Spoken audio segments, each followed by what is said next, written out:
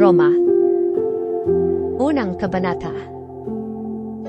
Mula kay Pablo, isang alipin ni Jesucristo, tinawag upang maging apostol, at hinirang upang mangaral ng magandang balita ng Diyos. Ang magandang balitang ito na ipinangako niya noong panguna sa pamamagitan ng mga propeta at sinasabi sa mga banal na kasulatan ay tungkol sa kanyang anak, ang ating Panginoong Jesucristo. Sa kanyang pagiging tao, siya'y ipinanganak mula sa lipi ni David, at sa likas na kabanalan ng kanyang espiritu, ipinahayag siyang anak ng Diyos sa pamamagitan ng isang makapangyarihang gawa, ang kanyang muling pagkabuhay. Sa pamamagitan niya, tinanggap namin sa Diyos ang kaloob na maging apostol, alang-alang kay Kristo, upang ang lahat ng bansa ay akayin sa pananampalataya at pagsunod sa Kanya. Kayo'y kabilang sa mga tinawag na maging mga tagasunod ni Jesucristo. Sa inyong lahat na nasa Roma, mga minamahal ng Diyos at tinawag upang maging banal, sumainyo nawa ang pagpapala at kapayapaan mula sa Diyos na ating Ama at sa Panginoong Jesucristo. Una sa lahat, nagpapasalamat ako sa aking Diyos sa pamamagitan ng Jesucristo dahil sa inyong lahat. Sapagkat ang inyong pananampalataya ay balitang-balita sa buong daigdig. Saksi ko ang Diyos na pinaglilingkuran ko ng buong puso sa pamamagitan ng aking pangangaral na magandang balita tungkol sa kanyang anak, na lagi ko kayong itinadalangin. Lagi kong hinihiling na loobin niyang ako'y makapunta riyan sa inyo. Nananabik akong makita kayo upang kayo'y mabahaginan ko ng mga kaloob ng Espiritu sa ikatitibay ninyo. Ang ibig kong sabihin, upang magkatulungan tayo sa ikatatatag ng bawat isa sa atin sa pamamagitan ng ating pananalig sa Diyos. Mga kapatid, ibig kong malaman ninyo na ilang ulit ko nang binalak na pumunta diyan. Ngunit lagi may nagiging hadlang. Ibig kong makahikayat din diyan ng mga sasampalataya kay Kristo, tulad ng nagawa ko na sa ibang mga bansang hintil.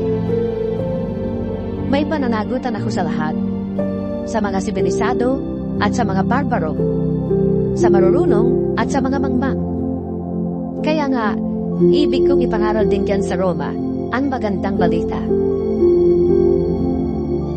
Hindi ko ikinahihiya ang magandang balita, sapagkat ito ang kapangyarihan ng Diyos sa ikaliligtas ng bawat sumasampalataya, unay ang mga Hudyo at gayon din ang mga Grego. Sa magandang balita ay ipinapahayag kung paano pinawawalang sala ng Diyos ang tao. At ito ay sa pamamagitan ng pananampalataya buhat sa simula hanggang sa wakas. Ayon sa sinasabi ng kasulatan, ang pinawalang sala ay mabubuhay sa pamamagitan ng pananampalataya. Nahayag mula sa langit ang puot ng Diyos laban sa lahat ng kalapastaranan at kasamaan ng mga tao dahil na rin sa kanilang kasamaan ay hinahadlangan ng katotohanan. Sapagkat ang maaaring malaman tungkol sa Diyos ay maliwanag. Yamang iyon ay pinapahayag sa kanila ng Diyos. Mula pa ng likhay ng Diyos ang sanlibutan, ang kanyang kalikasang hindi nakikita, ang kanyang kapangyarihang walang hanggan, at ang kanyang pagka-Diyos ay maliwanag na inihahayag ng kanyang mga ginawa. Kaya't wala na silang may dadahilan pa. Kahit na alam nilang may Diyos, siya'y hindi nila pinarangalan bilang Diyos, di pinasalamatan man lang. Sa halip, naghaka-haka sila ng mga bagay na walang kabuluhan, kaya't nagdilim ang hangal nilang pag-iisip. Sila'y nagmamarunong, ngunit lumitaw na hangal. Tinalikda nila ang kadakilahan ng Diyos na walang kamatayan, at ang sinamba nila'y ang mga larawan ng mga taong may kamatayan, ng mga ibon, ng mga hayop na may apat na paa, at ng mga hayop na gumagapang. Kaya't hinayaan na sila ng Diyos sa kanilang maruruming pagnanasa, hanggang sa hindi na nila mapigil ang paggawa ng kahalayan sa isa't isa. Ang katotohanan tungkol sa Diyos ay tinalikdan at pinalitan nila ng kasinungalingan. Sinamba nila at pinaglingkuran ang nilikha, sa halip na ang lumikha, na siyang dapat papurihan magpakailanman. Amen. Dahil dito'y hinayaan sila ng Diyos sa mahalay na pagnanasa. Ayaw na makipagtalik ng mga babae sa mga lalaki, at sa halip ay sa kapwa babae sila nakikipag-ugnayan. Ganun din ang mga lalaki. Ayaw na nila makipagtalik sa mga babae, at sa kanilang kapwa lalaki sila nauhumalik.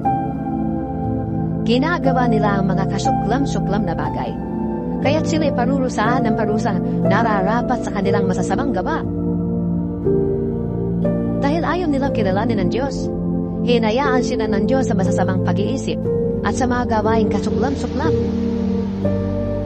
Naging alipin sila ng lahat ng uri ng kasamaan, kasakiman, masasamang isip, pagkainggit, pagpatay, pagtatalo, pandaraya at masasamang hangarin. Sila'y naging mahihilig sa chismis, papanirampuri, nasusuklam sa Diyos, walang pakundangan, mapagmataas, mayayabang, mapagkathanang kasamaan, at suwail sa magulang. Sila'y naging mga hangal, mga taksil, mga walang puso, at di marunong lumigap sa kapwa. Nalalaman nila ang utos ng Diyos na dapat mamatay ang mga gumagawa nito. Ngunit, patuloy sila sa paggawa nito. At natutuwa pang makita na ang iba ay gumagawa ng ganoon. Ikalawang kabanata. Kaya nga, sino ka man humahatol sa iba, wala kang may dadahilan. Sapagkat sa paghatol mo sa iba, hinahatulan mo rin ang iyong sarili. Dahil ikaw na humahatol ay gumagawa rin ng ganoon. Nalalaman nating makatarungan ang hatol ng Diyos laban sa mga gumagawa ng mga iyon. Akala mo ba'y makakaiwas ka sa parusa ng Diyos kung hahatulan mo ang mga gumagawa ng masasamang gawain ginagawa mo rin naman? O baka naman ibig mo pang hamakin ng Diyos dahil siya ay napakabait, mapagpigil at mapagpaumanhin? Hindi mo ba alam na napakabuti ng Diyos kaya binibigyan kanya ng pagkakataong magsisi at tumalikod sa kasalanan? Ngunit sa katigasan ng iwulo at di pagsisisi, lalo mong pinabibigat ang parusang igagawad sa iyo sa araw na yon kung kailan iyahayag ang puot at makatwirang paghatol ng Diyos. Sapagkat igagawad niya sa lahat ng tao ang naaayon sa kanilang mga ginawa. Bibigyan niya ng buhay na walang hanggan ang mga taong patuloy na gumagawa ng mabuti, naghahangat ng karangalan, kadakilaan at kawalang kamatayan. Ngunit, matinding galit at puot ang sasapitin ng mga taong lumilikha ng pagkakabahabahagi at ayaw sumunod sa katotohanan kundi sa kasamaan. Paghihirap at kapigahatian ang daranasin ng bawat gumagawa ng masama. Una ang mga Hudyo at gayon din ang mga Greko. Ngunit, karangalan, kapurihan at kapayapaan naman ang tatamuin ng bawat gumagawa ng mabuti. Una ang mga Hudyo at gayon din ang mga Greko, sapagkat walang itinatangi ang Diyos. Ang lahat ng nagkakasala na hindi saklaw ng kautusan ni Moises ay parurusahan. Ngunit, hindi batay sa kautusan. Subalit ang lahat naman ng nagkakasala na saklaw ng kautusan ay hahatulan batay sa kautusan. Sapagkat hindi ang mga nakikinig sa kautusan, kundi ang sumusunod dito ang siyang pawawalang sala ng Diyos. Kapag ang mga hintil na hindi saklaw ng kautusan ay gumagawa ng ayon sa hinihingi dito, ayon sa kanilang likas na pag-iisip, ito'y nagiging kautusan na para sa kanila. Ipinapakita ng kanilang mga gawa na nakasulat sa kanilang puso ang hinihingi ng kautusan. Pinapatunayan din ito ng kanilang budhi, sapagkat kung minsan, sila'y sinusumbatan ito, at kung minsan naman, sila'y pinagtatanggol ito sa kanilang isipan. Ayon sa magandang balitang aking ipinapangaral, mangyayari ito sa araw na ang mga lihim ng lahat ng mga tao'y hahatulan ng Diyos sa pamamagitan ni Kristo Jesus. Ngunit ikaw, na nagsasabing ikaw ay Hudyo at nananalig sa kautusan, ipinagmamalaking mong may kaugnayan ka sa Diyos. Sabi mo alam mo ang kanyang kalooban at ang mabubuting bagay sapagkat itinuro ito sa iyo ng kautusan. Ang palagay mo'y taga-akay ka ng bulag. Tanglaw ng mga nasa kadiliman. Tagapayo ng mga hangal at tagapagturo ng mga bata dahil natuklasan mo sa kautusan ng buong kaalaman at katotohanan. Nagtuturo ka sa iba. Bakit di mo turuan ang iyong sarili? Nangangaral kang masama ang magnakaw. Ikaw ba hindi nagnanakaw? Sinasabi mong huwag mangangalunya. Ikaw ba'y hindi nangangalunya? Nasusuklam ka sa mga Diyos-Diyos. Ngunit pumapasok ka ba sa mga templo nito? Makapagnakaw lamang? Ipinagmamalaki mong saklaw ka ng kautusan. Ngunit, dilalapastangan mo naman ang Diyos sa pamamagitan ng paglabag mo sa kautusan. Sapagkat nasusulat, ang pangalan ng Diyos ay nilalait ng mga hintil dahil sa inyo. Mahalaga lamang ang iyong pagiging tuli kung tumutupad ka sa kautusan. Subalit, kung lumalabag ka sa kautusan, para ka rin hindi tuli. Kung ang hindi tuli ay gumagawa ng ayon sa hinihingi ng kautusan, hindi ba siya ituturing na tuli? Kaya ikaw na hudyong nasa ilalim ng kautusan. Ngunit hindi naman tumutupad niyan, ay hahatulan ng mga hindi tuling tumutupad sa kautusang yon. Sapagkat ang isang tao ay hindi nagiging hudyo dahil sa panlabas na kahayuan o dahil sa siya ay tinuli sa laban. Ang tunay na hudyo ay ang taong nabago sa puso't kalooban ayon sa Espiritu at hindi ayon sa kautosang nasusulat. Hindi ang tao ang nagpaparangal sa kanya, kundi ang Diyos. Ikatlong kabanata. Kung gayon, paano nakakalambang ang Hudyo sa hindi Hudyo? Ano ang kabuluhan ng pagiging tuli? Napakarami. Una sa lahat, ang mga Hudyo ang pinagkatiwalaan ng mga pahayag ng Diyos. Ano nga kung hindi naging tapat ang ilan sa kanila? Ang ibig kaya sabihin niyon ay hindi na rin tapat ang Diyos? Hindi. Sapagkat laging tapat ang Diyos kahit na ang lahat ng tao ay sinungaling. Ayon nga sa nasusulat tungkol sa Diyos, lagi kang matuwid sa iyong mga salita. Lagi kang panalo kung ikaw ay nitisin. Ngunit kung ang kasamaan natin ay nagpapakilala ng katarungan ng Diyos, masasabi ba natin hindi siya makatarungan dahil tayo pinaparusahan niya? Ganyan ang pananatwiran ng tao. Hinding-hindi. Kung hindi makatarungan ng Diyos, paano niya hahatulan ang sanlibutan? Kung sa pamamagitan ng aking kasinungalingan ay lalong lumilitaw ang kadakilaan ng Diyos, sapagkat lalong nakikilala na siya'y tapat, makatarungan kayang parusahan niya ako bilang isang makasalanan? Kung gayon, bakit nga hindi nating sabihin, gumawa tayo ng masama kung mabuti naman ang magiging bunga noon? Ganyan daw ang itinuturo namin. Sabi ng mga naninira sa amin, sila'y parurusahan ng Diyos at iyan ang nararapat. Ano ba yun?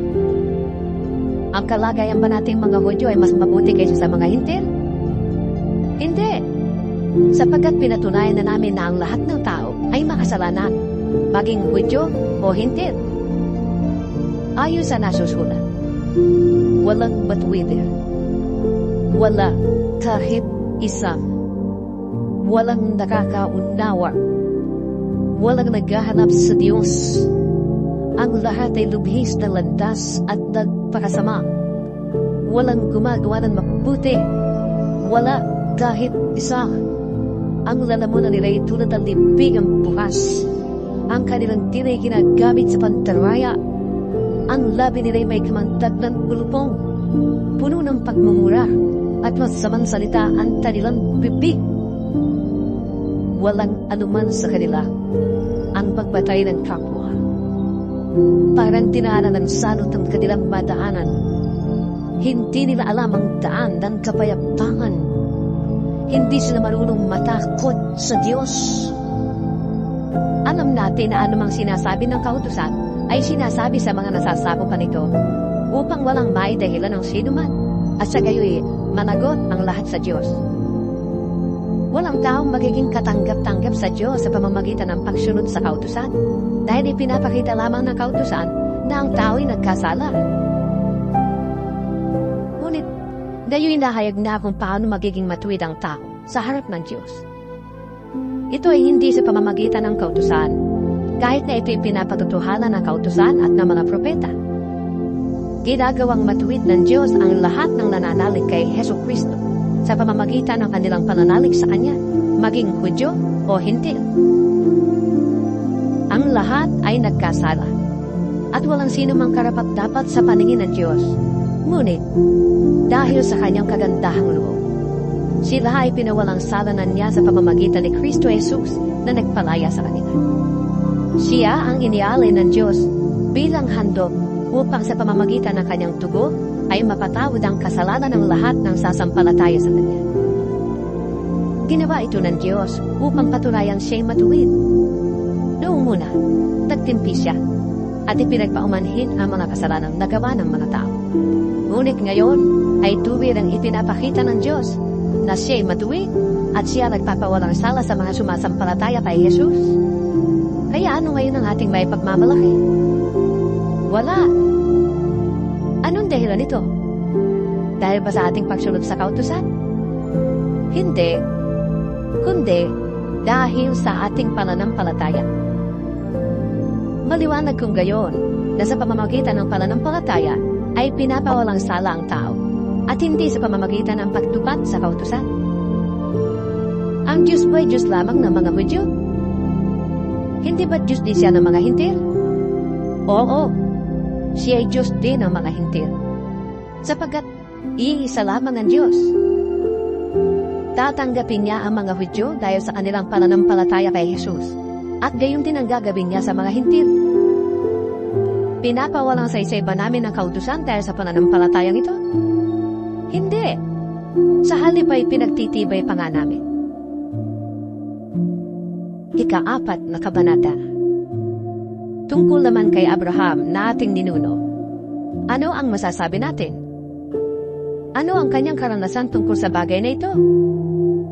Kung pinawalang sala siya ng Diyos dahil sa mga nagawa niya, may maipagmamalaki sana siya.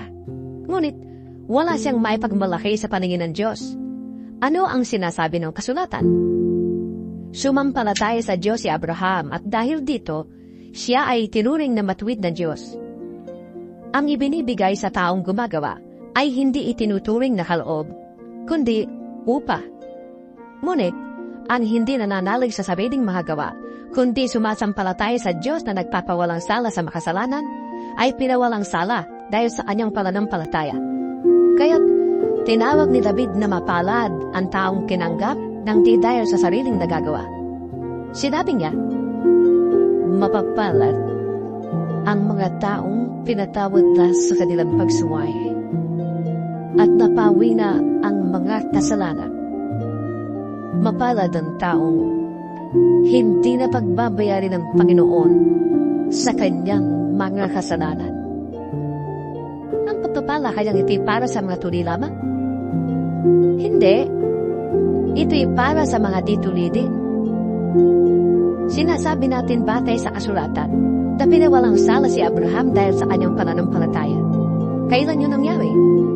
Bago siya tinuli? O pagkatapos? Hindi pagkatapos, kundi bago siya tinuli. Tinuli siya bilang tanda na pinawalang sala na siya dahil sa pananampalatayang taglainan niya noong hindi pa siya tuli. Kaya't siya'y naging ama ng lahat ng sumasampalataya sa Diyos at sa gayon, sila'y pinawalang sala kahit na hindi sila tinuli. At siya'y ama rin ng mga tuli. Hindi lamang dahil sa kanilang pagiging tuli, kundi dahil sa sila'y nanalig ding tulad ng ating ninunong si Abraham noong bago siya tinuli. Ipinangako ng Diyos kay Abraham at sa kanyang lipi na mamanakay nila ang daigdig na ito, hindi dahil sa pagsunod niya sa kautusan, kundi dahil sa siya'y itinuring na matuwid sa pamamagitan ng kanyang pananampalataya sa Diyos. Kung ang mga sumusunod sa kautusan ang siyang tatanggap ng ipinangako, walang saysay ang pananampalataya at walang kabuluhan ng pangako. Ang kautusan ay may kalakip na parusa para sa mga lumalabag. Ngunit, kung walang kautusan, wala rin paglabag. Kaya nga sa pananampalataya na babatay ang pangako, upang ito'y maging isang kaloob na makakamtan ng lahat ng anak ni Abraham, hindi lamang ng mga sakop ng kautusan, kundi ng lahat ng may pananampalataya tulad ni Abraham. sapagkat siya ang pinakaama nating lahat. Ganito ang nasusulat. Ginawa kitang ama ng maraming bansa. Ang pangakong ito'y may bisa sa harap ng Diyos na kanyang pinapangaligan. Ang Diyos na bumubuhay sa mga patay at lumilikha sa lahat ng bagay.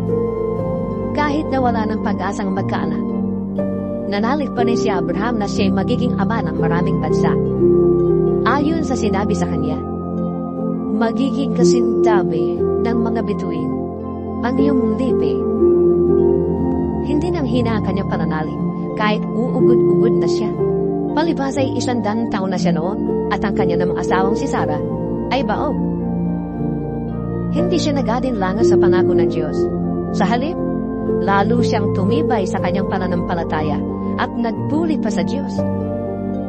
Lubos siyang naniniwala na tutuparin ng Diyos ang kanyang pangako. Kaya dahil sa kanyang pananampalataya, siya'y itinuring na matuwid ng Diyos. Ang salitang itinuring na matuwid ay hindi lamang para sa kanya, kundi para sa atin din naman. Tayo man ay ituturing na matuwid, tayong sumasampalataya sa Diyos na muling bumuhay kay Jesus na ating Panginoon.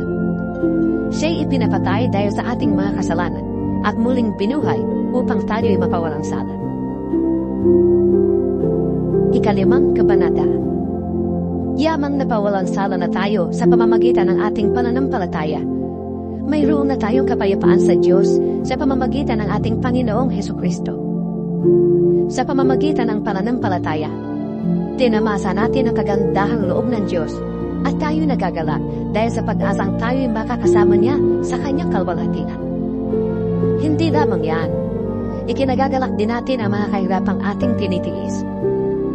Dahil alam nating ito'y nagbubunga ng katiyagaan, at ang katiyagaan ay nagbubunga ng katatagan, at ang katatagan naman ay nagbubunga ng pag-asa. Hindi tayo nabibigo sa ating pag-asa, sapagat ang pag-ibig ng Diyos ay ibinuhos na sa ating mga puso sa pamamagitan ng Espiritu Santong ipinagkaloob sa atin. Sapagat nung tayo may hinapan, namatay si Kristo sa taktang panahon para sa mga makasalanan.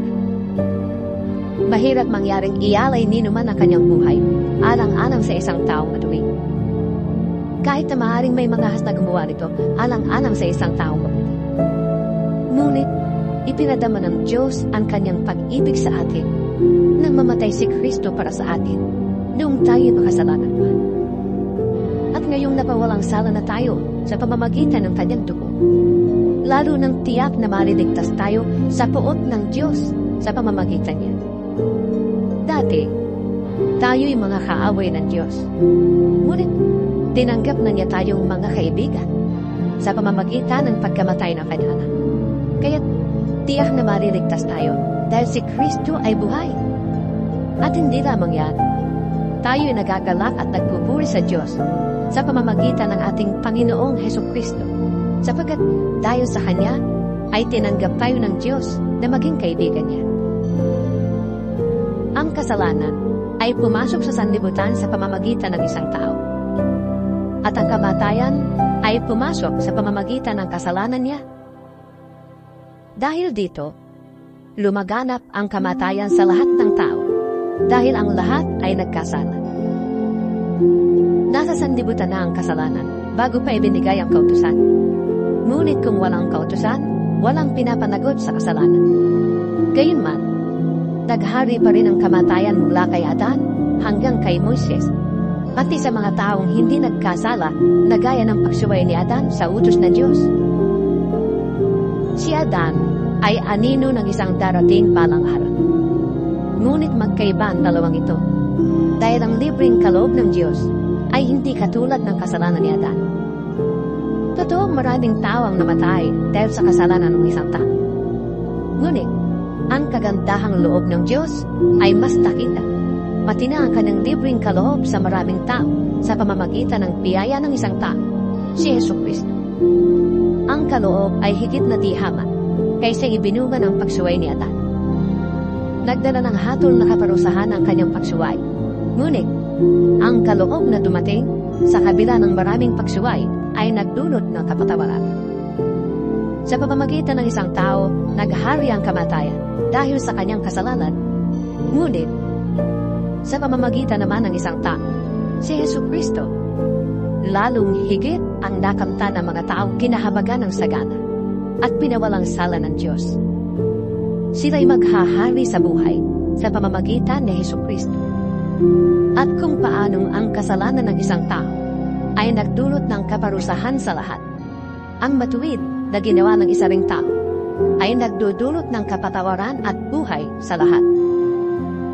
Sapagkat kung ang lahat ay naging makasalanan dahil sa pagsuway ng isang tao, ang lahat ay mapapawalang sala dahil sa pagsunod ng isa ring tao. Nang magkaroon ng kautusan, dumami ang pagsuway. Ngunit, sa pagdami naman ng mga pagsuway, ay lalong sumagana ang kagandahang loob ng Diyos.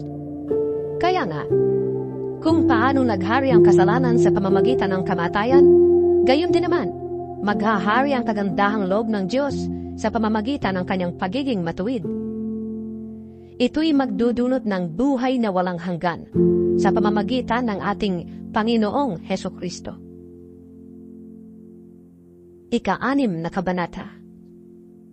Ano ngayon ang sasabihin natin? Patuloy ba tayo magkakasala upang sumagana sa atin ang kagandahang loob ng Diyos? Hindi. Tayo'y patay na sa kasalanan. Kaya paano pa tayo mamumuhay sa pagkakasala? Hindi ba ninyo alam na tayong lahat na nabautismuhan kay Kristo Jesus ay nabautismuhan sa kanyang kamatayan? Sa makatwid, tayo'y namatay na at nalibing na kasama niya sa pamamagitan ng bautismo upang kung paanong binuhay na muli si Kristo sa pamamagitan ng dakilang kapangyarihan ng Ama, tayo rin ay magkaroon ng panibagong buhay. Sapagkat kung nakasama tayo ni Kristo sa isang kamatayang katulad ng kanyang kamatayan, tiyak na tayo ay makakasama rin niya sa isang muling pagkabuhay na katulad ng kanyang muling pagkabuhay. Alam natin na ang dati nating pagkatao ay naipako na sa krus kasama niya upang mamatay ang ating makasalanang pagkatao at nang hindi na tayo maalipin pa ng kasalanan. Sapagkat ang namatay na ay pinalaya mula sa kapangyarihan ng kasalanan. Kung tayo ay namatay ng kasama ni Kristo, naniniwala tayong mabubuhay rin tayong kasama niya. Alam nating si Kristo na muling binuhay ay hindi na muling mamamatay. Wala nang kapangyarihan sa kanya ang kamatayan. Nang siya mamatay, nabatay siya ng minsanan para sa kasalanan. At ang buhay niya ngayon ay para sa Diyos na lamang. Kaya, dapat din ninyong ibilang ang inyong sarili na patay na sa kasalanan. Subalit, buhay naman para sa Diyos. Yamang kayo'y nakipag-isa na kay Kristo Jesus. Huwag na ninyong paghariin ang kasalanan sa inyong mga katawang may kamatayan upang hindi na kayo maalipin na masasamang hilig nito. Huwag na ninyong ipailalim sa kapangyarihan ng kasalanan ang alinmang bahagi ng inyong katawan bilang kasangkapan sa paggawa ng kasamaan. Sa halip, pasakop kayo sa Diyos bilang mga taong namatay na at muling binuhay. At ihandog ninyo sa Kanya ang inyong katawan bilang kasangkapan sa kabutihan. Sapagkat hindi na dapat maghari sa inyo ang kasalanan. Yamang kayo'y hindi na namumuhay sa ilalim ng kautusan, kundi sa ilalim ng mapagpalang habag ng Diyos. Ngayon, malaya na ba tayo magkasala dahil hindi na tayo sakop ng kautusan, kundi ng kagandahang loob ng Diyos? Hindi. Hindi ba ninyo alam na kapag nagpasakop kayo kanino man bilang alipin, kayo'y nagiging alipin ito, maging ito'y kasalanang hahantong sa kamatayan o ang pagsunod sa Diyos na hahantong sa pagiging matuwid? Ngunit, salamat sa Diyos. Kayong dating mga alipin ng kasalanan ay taus-pusong sumunod sa aral na ibinigay sa inyo. Pinalaya na kayo sa kasalanan, at kayo ngayon ay mga alipin na ng pagkamatuwid. Gumagamit ako ng karaniwang pangungusap dahil sa inyong likas na kahinaan. Kung paanong ipinailalim ninyo noong una ang inyong sarili sa karumihan at sa kasamang palala ng palala, ilaan ninyo ngayon ang inyong sarili bilang alipin ng pagkamatuwid para sa mga banal na layunin. Noong alipin pa kayo ng kasalanan, hindi kayo sakop ng kabutihan. Ano ang napala ninyo sa mga bagay na yun ay kinahihiya ninyo ngayon? Kamatayan ang ibinubunga ng mga yon. Ngunit, ngayong pinalaya na kayo mula sa kasalanan at naging alipin na ng Diyos, ang natamo ninyo'y isang buhay na banal at ang ibinubunga nito'y buhay na walang hanggan. Sapagkat kamatayan ang kabayaran ng kasalanan. Ngunit ang kaloob ng Diyos ay buhay na walang hanggan sa pamamagitan ni Kristo Jesus na ating Panginoon. Ikapitong Kabanata. Mga kapatid, kayo'y nakakaunawa ng batas. Alam ninyong ang isang tao'y nasasakop lamang ng batas habang siya'y nabubuhay. Halimbawa, ayon sa kautusan, ang isang babae ay nasasakop ng kanyang asawa habang nabubuhay ito. Subalit, kung mamatay na ang lalaki, malaya na ang babae sa batas na nagtatali sa kanya sa lalaking yun. Kaya nga, siya'y magkakasala ng pananalo niya kung makikisama siya sa ibang lalaki habang buhay pa ang kanyang asawa. Ngunit, kung patay na ang kanyang asawa, malaya na siya sa batas na yun, at mag-asawa man siya sa ibang lalaki, hindi siya magkakasala ng pananalo niya. Gayon din naman mga kapatid, namatay na kayo sa kautusan dahil kayo'y bahagi ng katawan ni Kristo. At ngayon, kayo ay kabilang sa mga nakipag-isa sa Kanya na muling binuhay upang magbunga tayo ng mabubuting gawa para sa Diyos. Noong tayo'y namumuhay pa ayon sa ating likas na pagkatao, ang ating mga masasamang hilig na pinupukaw ng kautusan ay nag-uudyok sa atin na gumawa ng mga bagay na hahantong sa kamatayan. Ngunit, malaya na tayo ngayon mula sa kautusan. Namatay na tayo sa kasalanang dating umaalipin sa atin, kaya tayo naglilingkod sa Diyos, hindi dahil sa lumang batas na nakasulat, kundi dahil sa bagong buhay sa pamamagitan ng Espiritu. Ang ibig pang sabihin nito'y ang kautusan ay masama? Hindi. Kaya lamang, kundi dahil sa kautusan, ay hindi ko sana nalaman kung ano ang kasalanan. Hindi ko sana nalaman kung ano ang pag-iimbot kung hindi sinabi ng kautusan, huwag kang mag-iimbot. Ngunit dahil sa kautusan, ang loob ko'y pinukaw ng kasalanan sa lahat ng uri ng pag-iimbot, sapagkat walang kasalanan kung walang kautusan. Noong una, namuhay ako nang walang kautusan. Subalit nang dumating ang kautusan, nabuhay ang kasalanan at ako'y namatay. Ang kautusang dapat sanang magdulot sa akin ng buhay, ay siyang nagdulot sa akin ng kamatayan. Sapagkat kinasangkapan ng kasalanan ang kautusan upang ako'y dayain, at sa gayon ay napatay nga niya ako. Kaya nga, banal ang kautusan at ang bawat utos ay banal, matuwid at mabuti. Ang ibig pang sabihin nito'y nagdulot sa akin ng kamatayan ng mabuting bagay? Hindi. Ang kasalanan ang pumatay sa akin sa pamamagitan ng mabuting kautusan. Nangyari ito upang maipakita kung ano nga ang kasalanan at upang mahayag sa pamamagitan ng kautusan na ang kasalanan ay talagang napakasama. Alam nating ang kautusan ay espiritual, ngunit ako'y makalaman at alipin ng kasalanan. Hindi ko maunawaan ang aking sarili, sapagkat hindi ko ginagawa ang ibig ko. Sa halip, ang kinasusuklaman ko ang siya kong ginagawa. Kung ginagawa ko ang hindi ko ibig, nangangahulugang sumasang-ayon ako na mabuti nga ang kautusan. Kaya, hindi na ako ang may kagagawa niyon, kundi ang kasalanang nananatili sa akin. Alam kong walang mabuting bagay na nananatili sa aking katabang makalaman. Kaya kong magnasa ng mabuti, ngunit hindi ko malamang magawa ang mabuting ninanasa. Sapagkat hindi ko ginagawa ang mabuting ibig ko, kundi ang masamang hindi ko ibig ang siya kong ginagawa.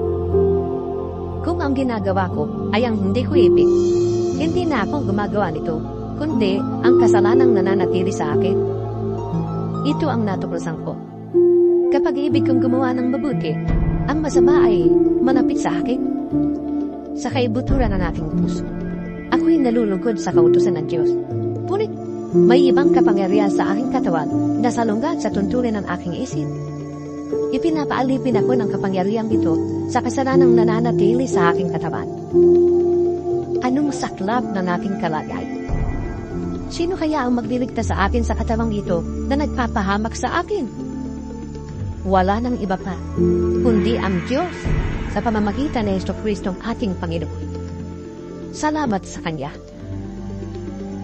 Ito nga ang kalagay. Sa aking isip, sinusunod ko ang kautusan ng Diyos. Ngunit, sa aking katawang makalaman, sinusunod ko ang tuntunin ng kasalanan. 8 Kabanata. Kaya nga, wala nang hatol na parusa sa mga taong nakipag-isa na kay Kristo Jesus. Wala na ako sa kapangyarihan ng kasalanan at kamatayan, sapagkat pinalaya na ako ng kapangyarihan ng Espiritong nagbibigay buhay sa pamamagitan ni Kristo Jesus. Ginawa ng Diyos ang hindi kayang gawin ng kautusan dahil sa likas na kahinaan ng tao.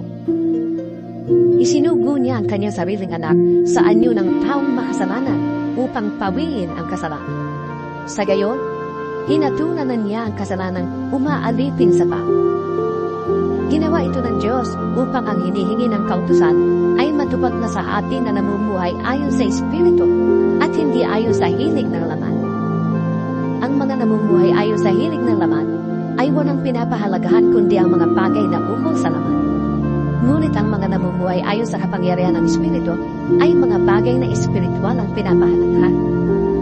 Ang pagsunod sa laman ay naghahatid sa kamatayan. Ngunit, ang pagsunod sa Espiritu ay nagdudulot ng buhay at kapayapaan. Kaya nga, kapag sinusunod ng tao ang mga hilig ng laman, siya nagiging kaaway ng Diyos. Sapagkat hindi na sinusunod ang batas ng Diyos at talaga namang hindi na kayang sundin ito. At ang nabubuhay ayon sa laman ay hindi maaaring kalugtan ng Diyos. Ngunit hindi na kayo namumuhay ayon sa laman, kundi ayon sa Espiritu, dahil nananatili sa inyo ang Espiritu ng Diyos. Kung wala sa isang tao ang Espiritu ni Kristo, hindi kay Kristo ang tao yun. Ngunit kung nasa inyo si Kristo, kahit ang inyong mga katawan ay mamamatay dahil sa kasalanan, buhay naman ang inyong Espiritu dahil pinawalang sala na kayo ng Diyos. Kung nasa inyo ang Espiritu ng Diyos na siyang muling bumuhay kay Jesucristo, ang Diyos din iyan ang muling bubuhay sa inyong mga katawang namamatay sa pamamagitan ng kanyang Espiritong nananatili sa inyo. Mga kapatid, hindi na tayo alipin ang likas na hiling ng laman, kaya hindi na tayo dapat mamuhay ayon sa laman. Sapagkat mamamatay kayo kung namumuhay kayo sa laman, ngunit kung pinapatay ninyo sa pamamagitan ng Espiritu ang mga gawa ng laman, mabubuhay kayo. Ang lahat ng pinapatnubayan ng Espiritu ng Diyos ay mga anak ng Diyos. Sapagkat hindi ibinigay sa inyo ng Diyos ang Espiritu upang kayo gawing mga aliping namumuhay sa takot. Sa halip, ibinigay sa inyo ang Espiritu upang kayo'y gawing mga anak ng Diyos. Kaya nakakatawag tayo sa Kanya ng Ama, Ama ko. Ang Espiritu ang nagpapatutubo, kasama ng ating Espiritu, na tayo'y mga anak ng Diyos. At iyamang mga anak, tayo'y mga tagapagmana ng Diyos at kasamang tagapagmana ni Kristo. Sapagkat kung tayo'y kasama niya sa pagtitiis, tayo'y makakasama niya sa kanyang kalwalhatian. Para sa akin, ang mga pagtitiis natin sa kasalukuyan ay hindi maihahambing sa kalwalhatiang mahayag sa atin balang araw. Sapagkat nanabik ang sangnilikha na ihayag ng Diyos ang kanyang mga anak. Nabigo ang sangnilikha, hindi dahil sa kagustuhan ito, kundi dahil itinulot siya ng Diyos. Gayunman, nagbigay rin siya ng pag-asa na ang lahat ng nilikha ay pinalaya ng Diyos para hindi na ito mabulok at makabahagi ito sa malwalhating kalayaan ng mga anak ng Diyos. Alam nating hanggang ngayon ang sangnilikha ay dumaraing dahil sa hirap na tulad ng isang nanganganak. At hindi lamang ito, kundi pati tayong tumanggap na ng Espiritu bilang unang kaloob ng Diyos ay dumaraing habang hinihintay natin ang paghahayag ng ating pagiging mga anak ng Diyos at ang paglaya ng ating mga katawan. Naligtas tayo dahil sa pag-asa. Ngunit, hindi iyon matatawag na pag-asa kung nakikita na natin ang ating inaasahan. Sapagkat sinong tao ang aasa pa sa nakikita na niya? Mula Ngunit kung umaasa tayo sa hindi natin nakikita, hinihintay natin yon ng buong tiyaga. Gayon din naman, tinutulungan tayo ng Espiritu sa ating kahinaan. Hindi tayo marunong madalangin ng basto, kaya't ang Espiritu ang dumaraing para sa atin, sa paraan din natin kayang sampitin. At alam ng Diyos na nakakasaliksik sa puso ng tao kung ano ang loobin ng Espiritu, sapagkat ang Espiritu ang namamagitan para sa mga hinirang ayon sa kalooban ng Diyos. Alam nating sa lahat ng bagay ay ginagawa ng Diyos ang para sa ikabubuti ng mga nagmamahal sa Kanya, silang mga tinawag ayon sa Kanyang layunin. Sapagkat sa mula't mula pa'y alam na ng Diyos kung sino-sino ang magiging Kanya, at noon pa malay pinili na niyang matulad sila sa Kanyang anak.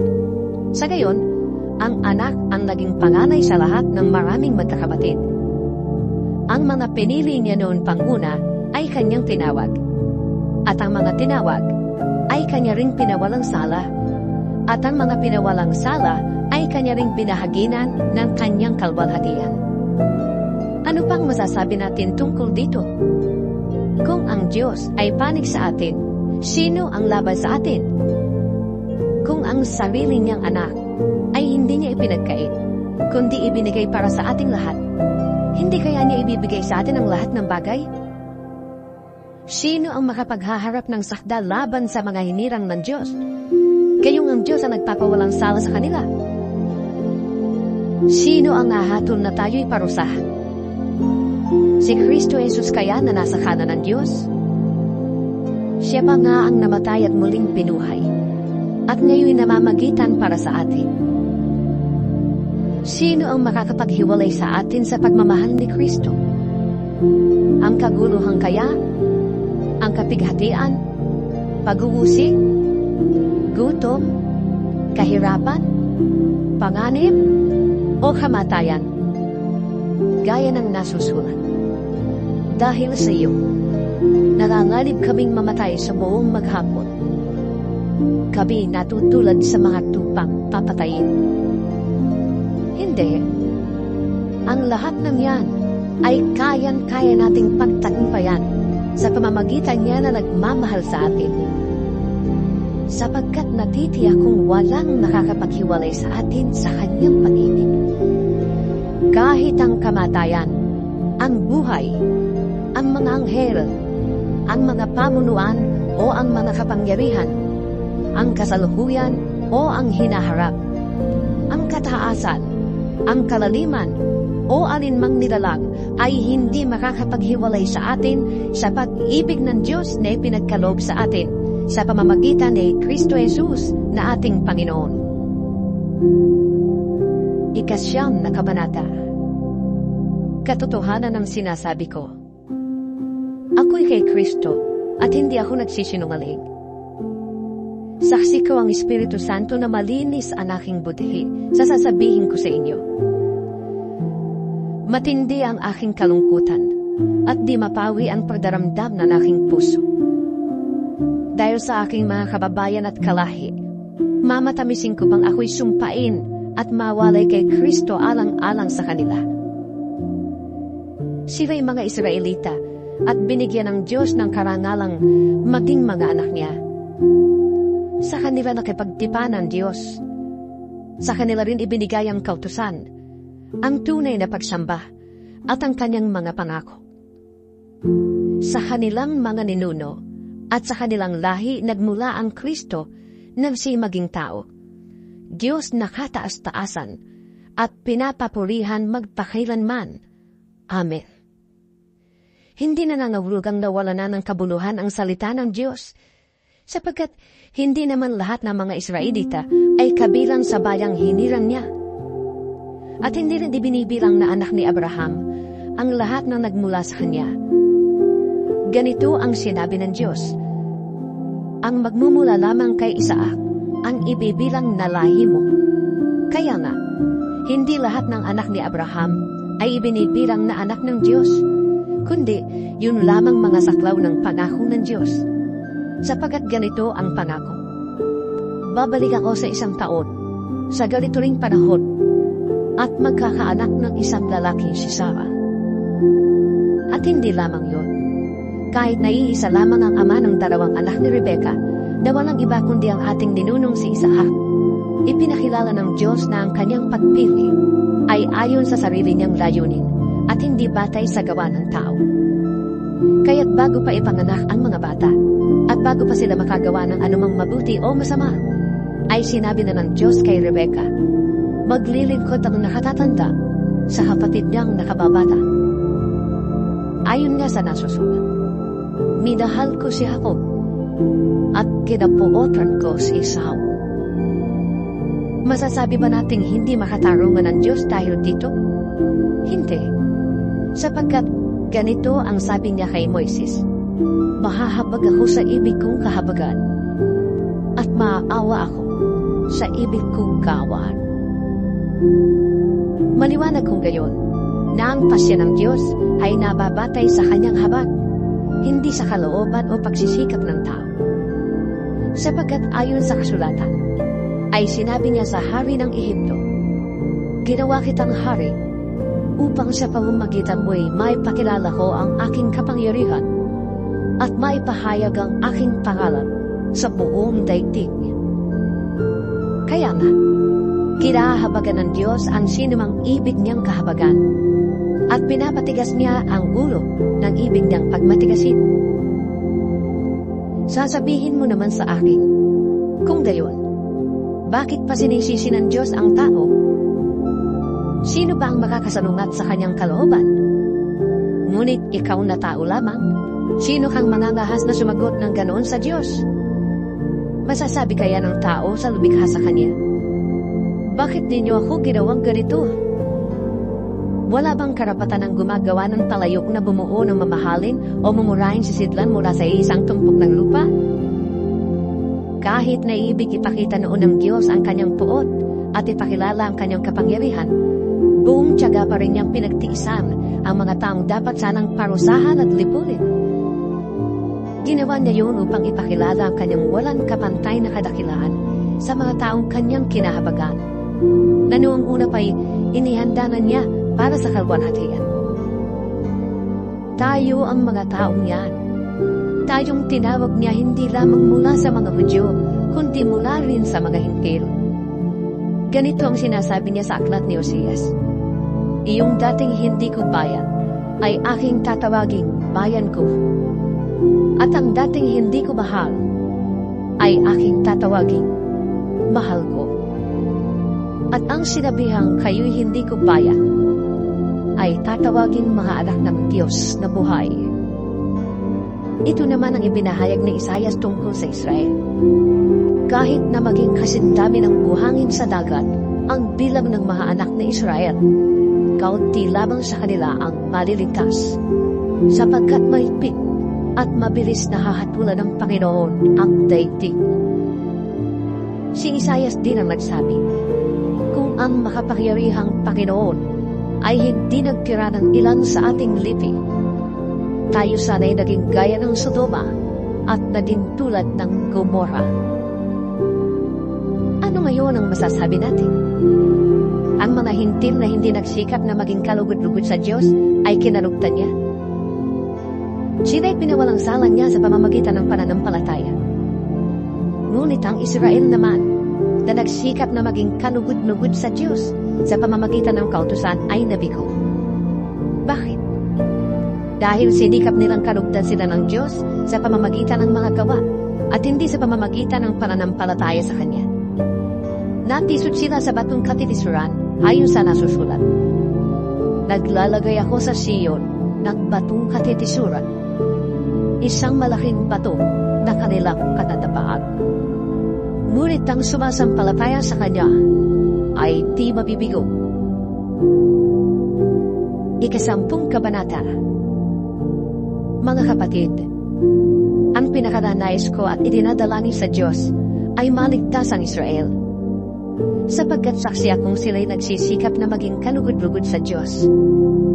Mali nga lamang ang kanilang naging batayan, dahil hindi nila alam ang pagiging matuwid na mula sa Diyos. Kaya sinisikap nilang gumamit ng sarili nilang pamamaraan, sa halip na sundin ang pamamaraang itinakda ng Diyos. sapagkat si Kristo kaganapan ng kautusan. At sa gayon, ay nagiging matuwid ang sinumang sasampalataya sa Kanya. Ganito ang sinulat ni Moises tungkol sa pagiging matuwid batay sa kautusan. Mabubuhay ang tumutupad ng kautusan. Ngunit ganito naman ang sinasabi tungkol sa pagiging matuwid batay sa pananampalataya. Huwag mong sabihin sa iyong sarili, sino ang aakyat sa langit, na para bang ibig pababain si Kristo. Huwag mo rin sabihin, sino ang mananaog sa kailaliman, na para bang ibig ibangon si Kristo mula sa mga patay. Sapagkat ganito ang sinasabi, malapit sa iyo ang salita, nasa mga labi mo na at nasa iyong puso. Ang tinutukoy dito ay ang salitang ipinangangaral namin tungkol sa pananampalataya.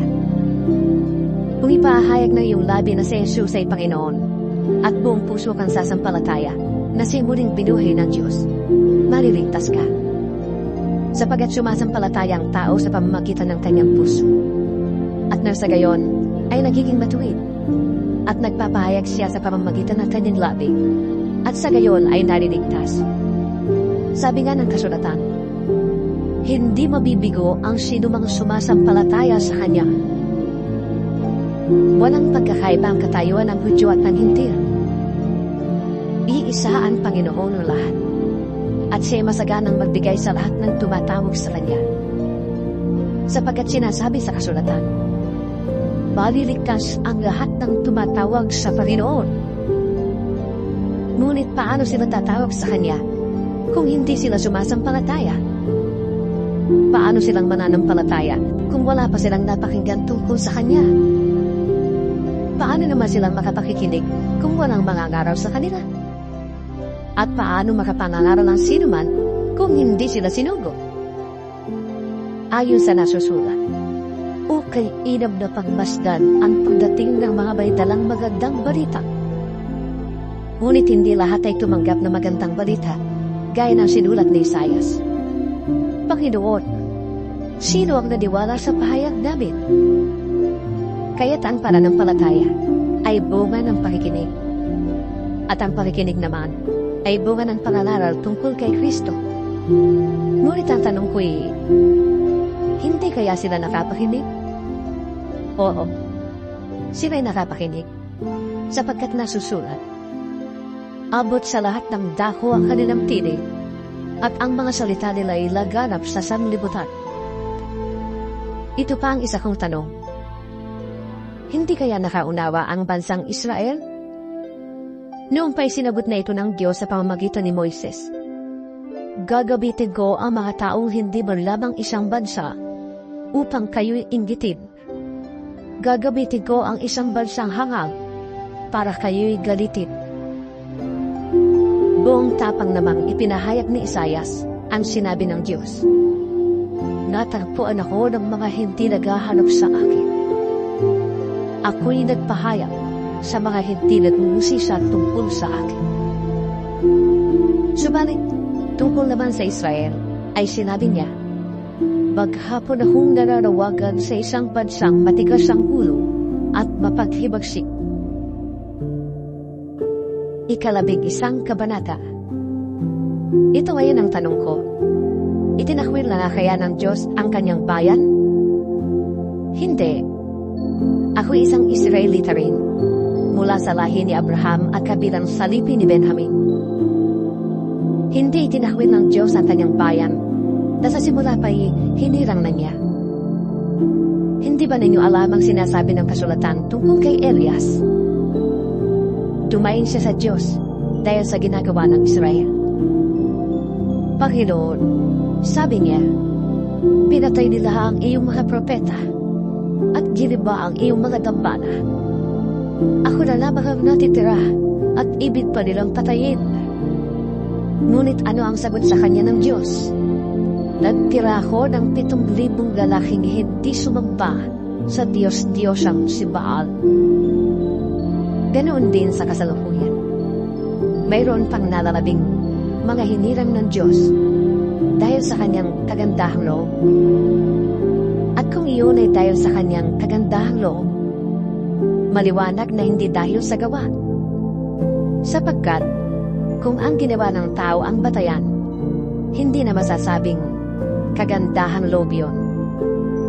Ano ngayon? Hindi nakamta ng bansang Israel ang kanyang ninanais. Ang mga hinirang lamang ang nagkamit nito dahil matigas ang ulo ng iba. Ganito ang sabi ng kasulatan. Binigyan sila ng Diyos ng manhid na diwa, mga matang hindi makakita, at mga tengang hindi makarinig hanggang sa panahong ito. At sinabi rin ni David, maging bitag at patibong nawa ang kanilang pagkipista, isang katitisuran at parusa sa kanila. Lumabo nawa ang kanilang mata nang hindi sila makakita, at sila'y makuba sa hirap habang nabubuhay. Ito naman ang tanong ko ngayon. Ang pagkatisod ba ng mga Israelita ay nananahulugang sila'y tuluyan ng bumagsak? Hindi. Sa halip, dahil sa kanilang kasalanan, ang kaligtasan ay nakarating sa mga hintil upang mainggit ang mga Israelita sa mga ito. Ngayon, kung ang kasalanan ng mga Israelita ay nagdulot ng masaganang pagpapala sa sanlibutan, at kung ang kanilang pagbagsak ay nagdulot ng masaganang pagpapala sa mga hintil, ay di lalo na kapag nagbalik loob sa Diyos ang buong Israel. Ito naman ang sasabihin ko sa inyo, mga hintil. Yamang ako'y apostol ninyo, ipinagmamalaki ko ang aking tungkulin. Ginagawa ko ito upang inggitin ang aking mga kababayang Hudyo, at nang sa gayon, ay maligtas ang ilan man lamang sa kanila. Kung ang pagkatakwil sa kanila ay naging daan upang maibalik sa Diyos ang sanlibutan, ang muling pagtanggap sa kanila ng Diyos ay matutulad sa muling pagkabuhay ng patay. Kung ang unang tinapay ay inihandog sa Diyos, ang lahat ng tinapay na mula sa masang pinagkunan noon ay para na ring inihandog sa Diyos. At kung ang ugat ng punong kahoy ay inihandog sa Diyos, gayon din ang mga sanga nito. Kung pinutol ang ilang sanga ng punong ulibo, at ikaw na sanga ng ulibong ligaw, ang idinugtong sa puno upang makabahagi sa buhay na nanggagaling sa ugat ng punong ito, huwag kang magmalaki sa mga sangang pinutol. Alalahanin mong hindi ikaw ang bumubuhay sa mga ugat. Ang mga ugat ang bumubuhay sa iyo. Sasabihin mo naman, pinutol ang mga sanga upang ako'y maidugtong. Totoo yan.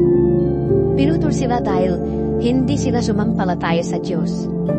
At ikaw naman ay idinugtong dahil sumampalataya ka sa Kanya. Kaya't huwag kang magmataas. Sa halip ay matakot ka. Sapagkat kung ang mga tunay na sanga ay hindi pinanghinayangan ng Diyos, ikaw pa kaya ang panghihinayangan niya? Dito'y makikita natin ang kabutihan at kabagsikan ng Diyos. Naging mabagsik siya sa mga hindi nananalig sa Kanya. Subalit, mabuti siya sa inyo kung mananatili kayo sa Kanyang kabutihan. Kung hindi, kayo may puputulin din. Ang mga Hudyo'y idudugtong niyang muli sa puno kung sila ay sasampalataya, sapagkat kayang gawin yon ng Diyos. Kung ikaw na sangang galing sa ulibong ligaw ay naidugtong sa tunay na ulibo, kahit na salungat ang ganoon sa takbo ng kalikasan, lalo pang madaling idugtong sa puno ang mga tunay na sanga nito. Mga kapatid, isang hiwaga ang ibig kong malaman ninyo upang hindi maging mataas ang palagay ninyo sa inyong sarili. Ang pagmamatigas ng Israel ay pansamantala. Tatagal lamang yun hanggang sa mabuo na ang takdang bilang ng lahat ng mga hintil na lalapit sa Diyos. Kapag nangyari yun, mariligtas ang buong Israel ayon sa sinasabi sa kasulatan. Magbubuhat sa Sion ang tagapagligtas. Papawiin niya ang kasamaan sa lahi ni Jacob.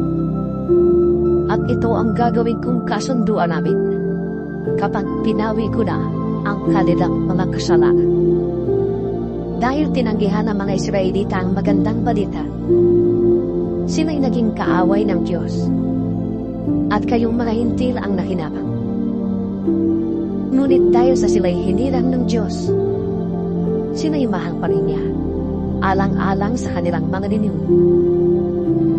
Sapagkat hindi nagbabago ng isip ang Diyos tungkol sa kanyang mga kaloob at pagtakot. Noon, kayong mga hintil ay hindi sumusunod sa Diyos. Ngunit ngayon, kayo ay tumanggap ng habag ng Diyos nang hindi sumunod ang mga Hudyo. Gayon din naman, gayong nahahabag ang Diyos sa inyo. Ang mga Hudyo naman ay hindi sumusunod upang mahabag din ang Diyos sa kanila. Sapagkat hinayaan ng Diyos na maalipin ang lahat ng tao sa kasalanan upang maipadaman niya sa kanila ang kanyang habag. Lubhang napakasagana ang kayamanan ng Diyos. Di matarok ang kanyang karunungan at kaalaman. Sino ang makapagpapaliwanag ng kanyang mga kapasyahan? Sino ang makakaunawa ng kanyang mga pamamaraan? Gaya ng nasusulat. Sino ang nakakaalam sa pag-iisip ng Panginoon? Sino ang maaaring maging tagapayo niya? Sino ang nakapagbigay ng aruman sa Diyos na dapat bayaran ng Diyos? Sapagkat mula sa Kanya at sa pamamagitan niya at sa Kanya ang lahat ng bagay. Sa Kanya ang karangalan magpakailanman. Amen. 12 kabanata. Kaya nga, mga kapatid, alang-alang sa masaganang habag ng Diyos sa atin, ako'y nakikiusap na ialay ninyo ang inyong sarili bilang handog na buhay, banal, at kalugod-lugod sa Kanya. Ito ang karapat-dapat na pagsamba ninyo sa Diyos. Huwag kayong umayo sa takbo ng mundong ito. Mag-iba kayo sa pamamagitan ng pagbabago ng inyong isip upang malaman ninyo ang kalooban ng Diyos, kung ano ang mabuti, kalugod-lugod, at ganap na kalooban niya. Dahil sa kaloob ng Diyos sa akin, sinasabi ko sa bawat isa sa inyo, huwag ninyong pahalagahan ang inyong sarili ng higit sa nararapat. Sa halip, pakaisipin ninyong mabuti ang tunay na inyong katayuan, ayon sa sukat ng pananampalatayang ipinagkaloob ng Diyos sa bawat isa sa inyo. Kung paanong ang katawan ay binubuo ng maraming bahagi at magkakaiba ng gawain ang bawat isa, gayon din naman, kahit na tayo'y marami, nabubuo tayo sa iisang katawan ni Kristo, at tayong lahat ay bahagi ng isa't isa. Tumanggap tayo ng iba't ibang kaloob ayon sa kagandahang loob ng Diyos. Kaya't gamitin natin ang mga kaloob na yan. Kung ang ating kaloob ay pagsasalita ng pahayag mula sa Diyos, magpahayag tayo ayon sa sukat ng ating pananampalataya. Kung paglilingkod ang ating kaloob, maglingkod tayo. Magturo ang tumanggap ng kaloob sa pagtuturo. Magpalakas ng loob ang may kaloob sa pagpapalakas ng loob. Kung pag-abuloy ang iyong kaloob, mag-abuloy ka ng buong kaya. Kung pamumuno naman, mamuno ka ng buong sikap. Kung pagkakawang gawa ang iyong kaloob, gawin mo yan ng buong galak. Maging tunay ang inyong pagmamahalan. Kasuklaban ninyo ang masama at pakaibigin ang mabuti. Magmahalan kayo bilang tunay na magkakapatid at pahalagahan ninyo ang iba ng higit sa pagpapahalaga nila sa inyo. Magpakasipag kayo at huwag maging tamad. Buong puso kayong maglingkod sa Panginoon. Magana kayo dahil sa inyong pag-asa. Magtiyaga kayo sa inyong kapighatian at laging manalangin.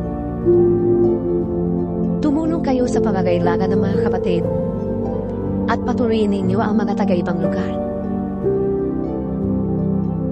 Idalangin ninyo ang mga umuusig sa inyo Idalangin niyo sila at huwag sumpain. Makigala kayo sa mga nagagala at makitangi sa mga tumatangis. Magkaisa kayo ng damdamin. Huwag kayong magmataas. Sa halip ay makisama kayo kahit sa mga dukha. Huwag ninyong ipalagay na kayo'y napakarunong. Huwag ninyong gantihan ng masama ang masama. Sikapin ninyong mamuhay ng marangal hanggat maaari. Makisama kayo ng maayos sa lahat ng tao. Mga minamahal, huwag kayong maghihiganti. Ipaubayan niyo yun sa Diyos, sapagkat nasusulat, akin ang paghihiganti. Ako ang gaganti, sabi ng Panginoon. Sa halik, gaya ng sinasabi sa kasulatan, kung nagugutom ang iyong kaaway, pakainin mo. Kung nauuhaw, painumin mo. Sa gayon, mapapahiya siya sa kanyang sarili. Huwag kang magpadaig sa masama, kundi daigin mo ng mabuti ang masama. 13 kabanata. Ang bawat tao ay dapat pasakop sa mga pinuno ng pamahalaan, sapagkat walang pamahalaang hindi mula sa Diyos, at ang Diyos ang nagtatag ng mga pamahalaang umiiral. Kaya nga, ang lumalaban sa pamahalaan ay lumalaban sa itinakda ng Diyos, at sila'y parurusahan. Ang mga pinuno ay hindi dapat katakutan ng taong gumagawa ng mabuti.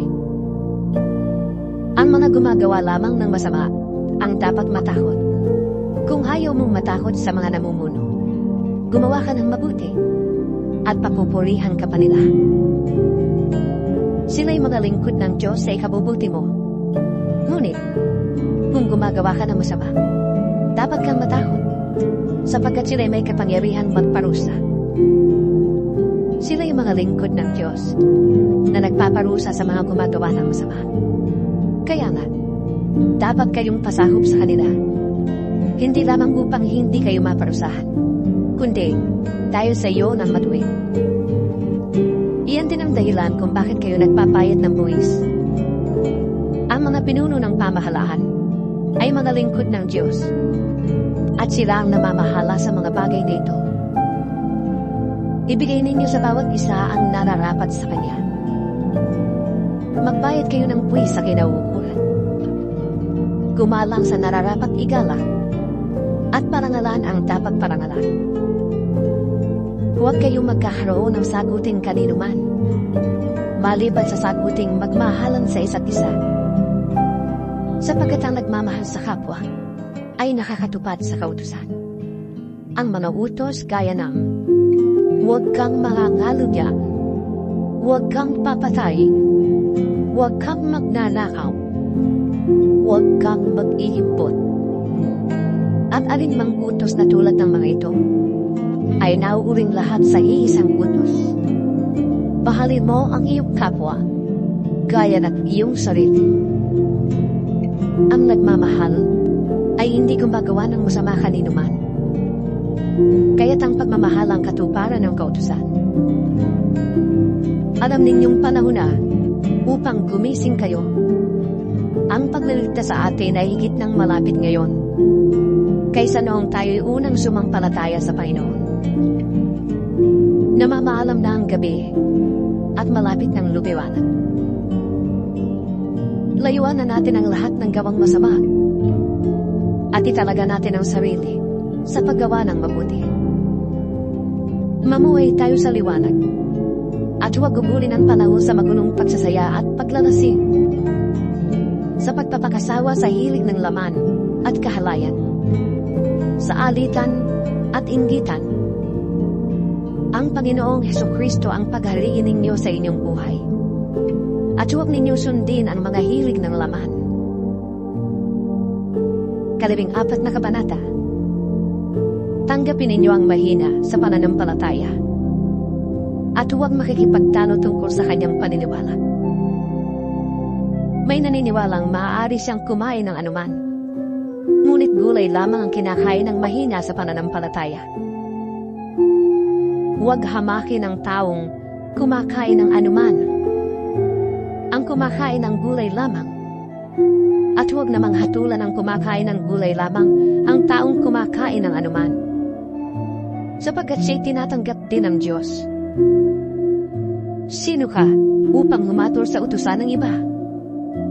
Ang Panginoon lamang niya ang makahatol kung siya'y karapat-dapat o hindi. At aariin naman siyang karapat-dapat sapagkat kayang gawin yun ng Panginoon.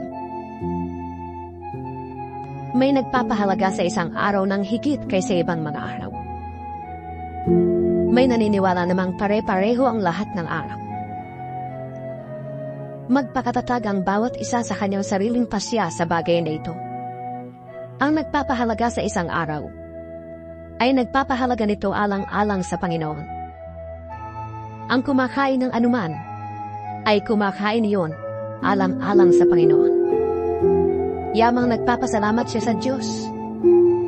Yun namang hindi kumakain ng ilang uri ng pagkain ay gumagawa ng ganoon alang-alang din sa Panginoon at nagpapasalamat din siya sa Diyos.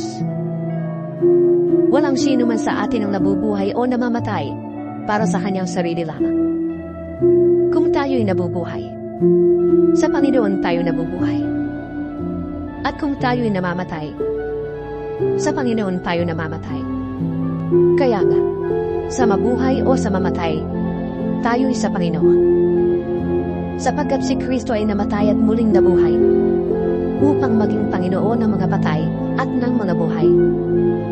Ngunit ikaw, bakit mo inahatulan ang iyong kapatid? At ikaw naman, bakit mo inahamak ang iyong kapatid? Tayong lahat ay haharap sa hukuman ng Diyos. Sapagkat sinasabi sa kasulatan, yamang ako'y buhay, sabi ng Panginoon. Ang lahat ay luluhod sa harap ko, at ang bawat dilay magpupuri sa Diyos. Kaya, sasagutin ang bawat isa sa atin sa Diyos ang mga bagay na ating ginagawa. Huwag na tayong humatol sa isa't isa. Huwag din tayong maging dahilan ng pagkakasala ng ating kapatid. Dahil sa aking pakikipag-isa sa Panginoong Hesus, natitiyak kong walang pagkaing likas na masama, kundi nasa akala lamang ng tao yun. Kung inaakala ni naman na pinagbabawal ang isang pagkain, bawal yun sa kanya. Kaya, kung dahil sa kinakain mo, ay sumama ang loob ng iyong kapatid, hindi na ayon sa pag-ibig ang ginagawa mo. Si Kristo'y namatay para sa kanya. Kaya't huwag mo siyang ipahamak dahil sa iyong pagkain. Pag-ingatan mong ang inaakala mong tama ay huwag masamain ang iba. Sapagkat ang pagkain o inumin ay walang kinalaman sa paghahari sa atin ng Diyos. Ang mahalaga rito ay ang pagiging matuwid, magandang pagsasamahan, at kagalakang kaloob ng Espiritu Santo. Ang naglilingkod kay Kristo ng may ganitong kaisipan ay kinalulugdan ng Diyos at iginagalang ng mga tao. Kaya't pagsikapan nating gawin ang mga bagay na makapagdudulot ng kapayapaan at makakapagpatibay ng pananampalataya ng isa't isa.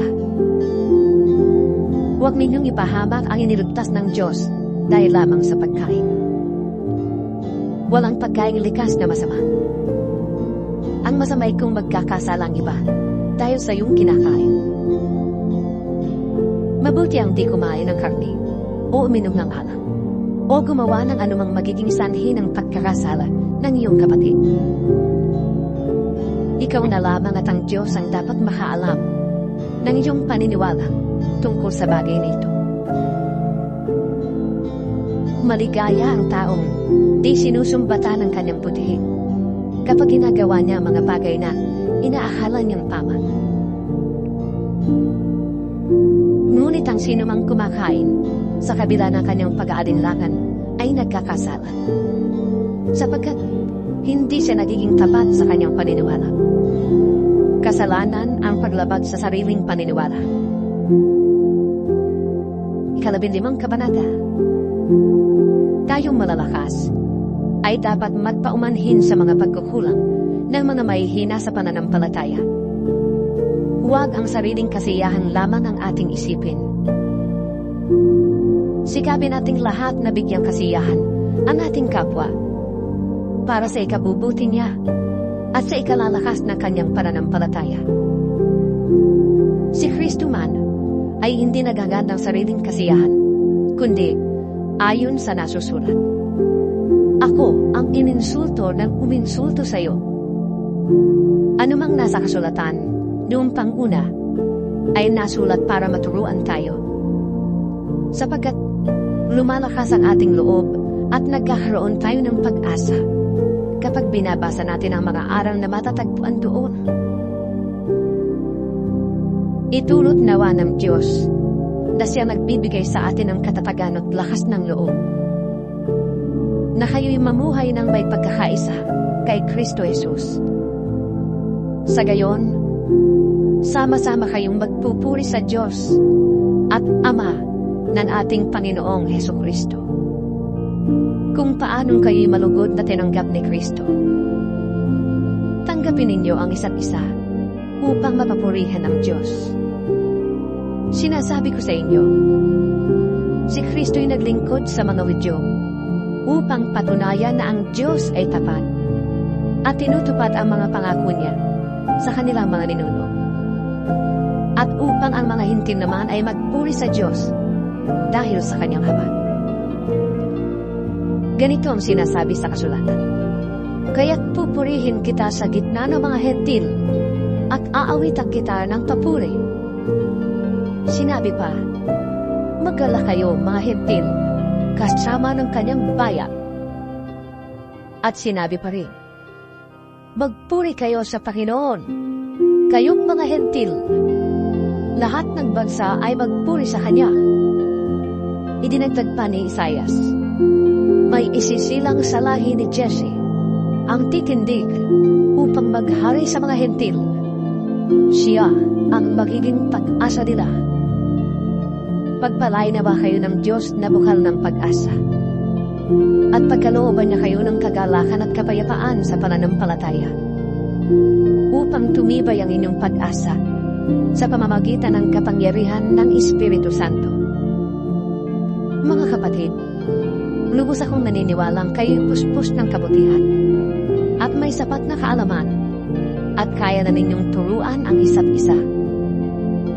Gayunman, sa sulat na ito'y naglakas loob akong paalalahanan kayo tungkol sa ilang bagay. Ginawa ko ito dahil sa kaloob ng Diyos sa akin, na maging lingkod ni Kristo Jesus bilang pari sa mga Hintil. Ipinapangaral ko sa kanila ang magandang balita ng Diyos upang sila'y maging handog na kanugod-lugod sa Kanya. Yamang sila'y pinabanal na ng Espiritu Santo. Kaya't bilang lingkod ni Kristo Jesus, may katwiran akong ipagmalaki ang aking paglilingkod sa Diyos. Wala akong pinapangahasang ipagmalaki, kundi ang ginawa ni Kristo upang maakit ang mga Hintil na sumunod sa Diyos sa pamamagitan ko, sa pamamagitan ng aking mga salita at gawa, sa tulong ng mga himala at kababalaghan, at sa kapangyarihan ng Espiritu Santo. Kaya't sa lahat ng lupain, mula sa Jerusalem hanggang sa Ilirico, ay naipangaral ko ang magandang balita tungkol kay Kristo. Ang hangad ko'y ipanaral ito sa mga taong hindi pa nakikilala si Kristo, upang hindi ako magtayo sa pundasyon ng iba. Ganito ang sinasabi ng kasulatan, baka kakilala ang hindi pa nakakabalita tungkol sa Kanya. Baka kaunawa ang hindi pa nakakarinig tungkol sa Kanya. Iyan ang dahilan kung bakit hindi ako matuloy-tuloy sa pagpunta sa inyo. Ngunit gayong tapos na ang gawain ko sa lupaing ito, at yamang maraming taon nang ibig kong makapunta riyan. Inaasahan kong magkikita tayo pagdaan ko dyan, papuntang Espanya. Inaasahan ko rin ako'y tutulungan ninyong makarating doon matapos tayo magkasama-sama ng kaunting panahon. Ngunit sa sa ngayon ay pupunta muna ako sa Jerusalem upang dali ng tulong sa mga kapatid doon. Sapagkat minabuti ng mga taga-Macedonia at Akaya na magpadala ng abuloy para sa mga mahihirap na kapatid sa Jerusalem. Malugod nilang ginawa yon at talaga namang dapat nilang gawin. Dahil ang mga hintil ay nakabahagi ng mga pagpapalang espiritual ng mga Hudyo. Nararapat lamang na tulungan nila ang mga Hudyo sa pamamagitan ng kanilang pagpapalang material. Pagkabigay ko ng nasabing tulong sa mga kapatid sa Jerusalem, daraan ako riyan pagpunta ko sa Espanya. Naniniwala akong pagpunta ko riyan ay taglay ko ang masaganang pagpapala ni Kristo. Nakikiusap ako sa inyo mga kapatid, alang-alang sa ating Panginoong Hesukristo at sa pag-ibig ng Espiritu. Tulungan ninyo ako sa pamamagitan ng inyong taimtim na pananalangin. Italangin ninyong maligtas ako sa mga hindi sumasampalatayang nasa Judea. At naway tanggapin ng mga kapatid sa Jerusalem ang paglilingkod ko para sa kanila. Sa gayon, kung loloobin ng Diyos, masaya akong makakarating dyan at makakapagpahinga sa inyong piling. Sumayin niyo na ba ang Diyos na pinagmumula ng kapayapaan? Amen. 16 na kabanata. Itinatagubilin ko sa inyo ang ating kapatid na si Phoebe, na isang tagapaglingkod ng iglesia sa Cenchrea. Tanggapin niyo siya alang-alang sa Panginoon, gaya ng nararapat nating gawin bilang magkakapatid. Tulungan niyo siya sa anumang pangangailangan niya, sapagkat marami siyang natulungan. Kasama na ako. Ikumusta ninyo ako kina Priscilla at Aquila na mga kamanggagawa ko kay Kristo Jesus. Itinaya nila ang kanilang sarili sa panganib upang iligtas ang aking buhay. At hindi lamang ako ang nagpapasalamat sa kanila, kundi pati lahat ng iglesia ng mga hintil. Ikumusta rin ninyo ako sa iglesyang nagtitipon sa kanilang bahay. Ipaabot din ninyo ang aking pagmumusta sa mahal kong kaibigan na si Epineto, na siyang unang nanalig kay Kristo doon sa Asya. Ikumusta ninyo ako kay Maria na nagpakahirap sa paglilingkod para sa inyo. Ikumusta ninyo ako sa mga kababayan kong sina Andronico at Junia na nakasama ko sa bilangguan. Sila ay kilala ng mga apostol at naunang naging Kristiyano kaysa sa akin. Ikumusta ninyo ako kay Ampliato na aking minamahal sa Panginoon. Ipakibati ninyo ako kay Urbano, na kamanggagawa natin kay Kristo. At ang mahal kong kaibigang si Istakis. Ikumusta din ninyo ako kay Apeles na subok ang katapatan kay Kristo. Gayon din sa pamilya ni Aristobulo, sa kababayan kong si Herodion, at sa mga kapatid sa Panginoon sa sambahayan ni Narciso. Ikumusta ninyo ako kina Trifena at Trifosa na mga lingkod ng Panginoon. Gayon din sa mahal kong kaibigang si Tersida na naglingkod na mabuti sa Panginoon. Ibati ninyo ako kay Rufo na magiting na lingkod ng Panginoon at sa kanyang ina na para ko na rin ina. Ikumusta rin ninyo ako kina Asincrito, Fligonte, Hermes, Patrobas, Hermas at sa mga kapatid na kasama nila. Ibati ninyo ako kina Filologo, Julia, Nereo, at sa kanyang kapatid na babae, gayon din kay Olimpas at sa lahat ng kapatid na kasama nila. Matbatian kayo bilang magkakapatid. Binabati kayo ng lahat ng mga iglesia ni Kristo. Nakikiusap ako sa inyo mga kapatid. Mag-ingat kayo sa mga lumilikha ng pagkakampi-kampi at nagiging sanhi ng pagtalikod sa mga aral na tinanggap ninyo. Iwasan ninyo sila. Ang mga taong gayon ay hindi kay Kristong Panginoon natin naglilingkod, kundi sa kanilang pansariling hangarin. Inililigaw nila ang mga may mahinang pag-iisip sa pamamagitan ng kanilang magaganda at matatamis na pangungusap. Kahit na balitang-balita ang inyong pagkamasunurin kay Kristo, bagay na ikinagagalap po. Ibig kong maging matalino kayo tungkol sa mga bagay na mabuti at walang malay naman sa masama. Ang Diyos ang bukan ng kapayapaan. Malapit na niyang ipalupig sa inyo si Satanas. Pagpalain kayo ng ating Panginoong Jesus. Binabati kayo ni Timoteo na aking kamanggagawa. Gayon din, ang mga kababayan kong sina Lucio, Jason, at Sosipatro. Akong si Tercio, na tagasulat ng liham na ito, ay bumabati rin sa inyo sa pangalan ng Panginoon. Kinuhumusta kayo ni Gayo na tinutuluyan ko. Sa bahay nga nagtitipon ng buong iglesia. Kinuhumusta rin kayo ni Erasto na ingat yaman na nulso at ng ating kapatid na si Cuarto. Purihin nawa ang Diyos na makapagpapatibay sa inyo sa pamamagitan ng magandang balita tungkol kay Jesucristo na ipinapangaral ko. Ang magandang balitang yan ay isang hiwagang nalihim sa loob ng mahabang panahon. At sa utos ng walang hanggang Diyos ay nahayag ngayon sa lahat ng bansa sa pamamagitan ng mga sinulat na mga propeta upang ang lahat ay magpasakop kay Kristo. Daway papurihan magpakailanman ng Diyos na tanging marunong sa lahat sa pamamagitan ni Jesucristo. Amen.